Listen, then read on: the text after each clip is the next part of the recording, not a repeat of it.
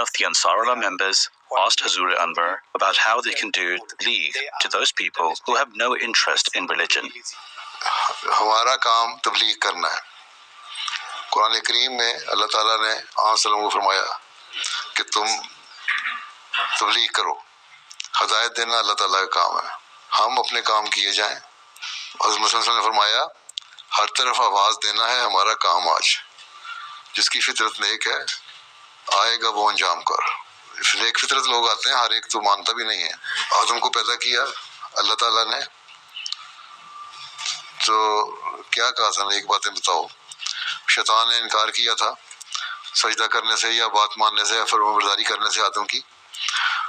تو ساتھ ہی یہ بھی کہہ دیا تھا اللہ تعالیٰ کو کہ مجھے مہلت دے کہ تم مجھے کہتا ہے آدم کی میں اطاعت کروں، مجھے اجازت دے میں اپنی طرف ہی لوگوں کو لے کے آؤں. شیطان نے کہا تھا.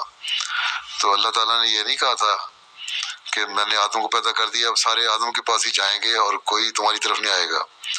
اللہ میاں نے کہا کہ تمہیں اجازت ہے، ٹھیک ہے، تم ٹھیک ہے لوگوں کو بہکاؤ، اپنی طرف لے کے آؤ شیطان.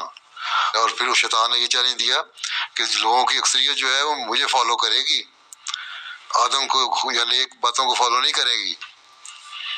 اللہ تعالیٰ نے یہ نہیں کہا تھا کہ نہیں کرے گی. اللہ تعالیٰ نے کہا ٹھیک ہے کریں گے، تمہیں بھی اور تمہارے ساتھیوں کو بھی میں جہنم سے بھر دوں گا. یہ قرآن کریم میں سارا کچھ لکھا ہے نا واقعات. تو اس کا مطلب ہے کہ جو بد لوگ ہیں، شیطان کے پیچھے چلنے والے لوگ ہیں، نہ ماننے والے لوگ ہیں، وہ زیادہ ہوں گے، زیادہ رہیں گے، یا اتنی تعداد میں رہیں گے کہ متاثر کر سکیں لوگوں کو.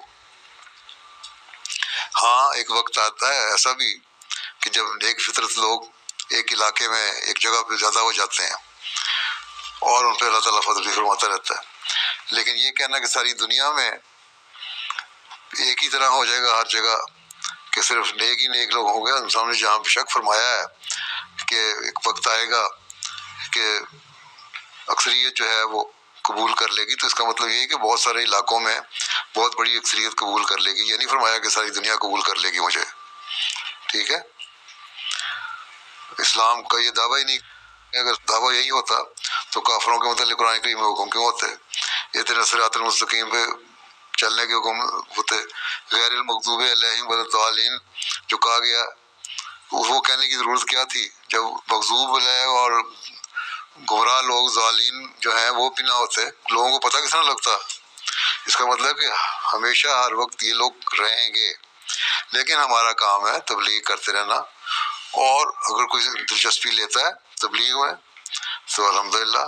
اور اگر آپ کا کوئی بہت خاص دوست ہے اس کو سمجھائیں کہ دیکھو میں تمہیں یہ بات اس لیے کہہ رہا ہوں کہ حضرت صلی اللہ علیہ وسلم نے فرمایا کہ جو تم اپنے لیے پسند کرتے ہو دوسرے کے لیے پسند کرو. تو مجھے یہ چیز پسند ہے اور میں اس کو صحیح سمجھتا ہوں، اس لیے میں تمہاری بہتری کے لیے تمہیں بتا رہا ہوں.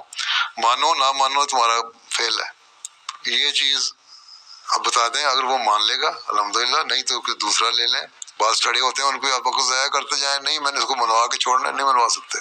اللہ تعالیٰ نے اس لیے قرآن شریف میں آنسلوں کو فرمایا کہ آپ تبلیغ کریں جو آپ کو نازل کی گئی تعلیم.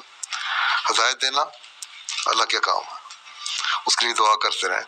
فطرت نیک ہوگی تو قبول کر لے گا، ٹھیک ہے. ہم نے اپنا کام نہیں چھوڑنا، ہمارا کام یہی ہے بلاتے چلا جانا.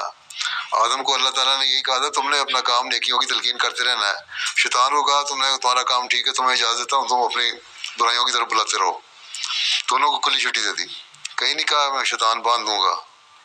ہاں رمضان کے دنوں میں شیطان باندھا جاتا ہے وہ ان لوگوں کے لیے جو مومن ہوتے ہیں ان کا شیطان، کیونکہ نفس ہمارا جو ہے وہ بعض دفعہ بگڑ جاتا ہے، اس لیے لفظ لمامہ کی صورت پیدا ہوتی ہے اور اس میں پھر ملامت بھی ہوتی ہے رمضان میں زیادہ.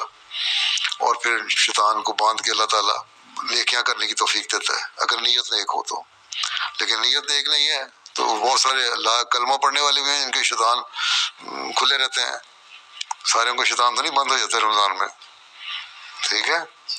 تو یہ تو نیت پہ منحصر ہے اور ارادے پہ منحصر ہے، ٹھیک ہے. ارادہ ہوگا نیت ہوگی تو ٹھیک، نہیں ارادہ ہوگا نہیں نیت ہوگی تو ختم، ٹھیک.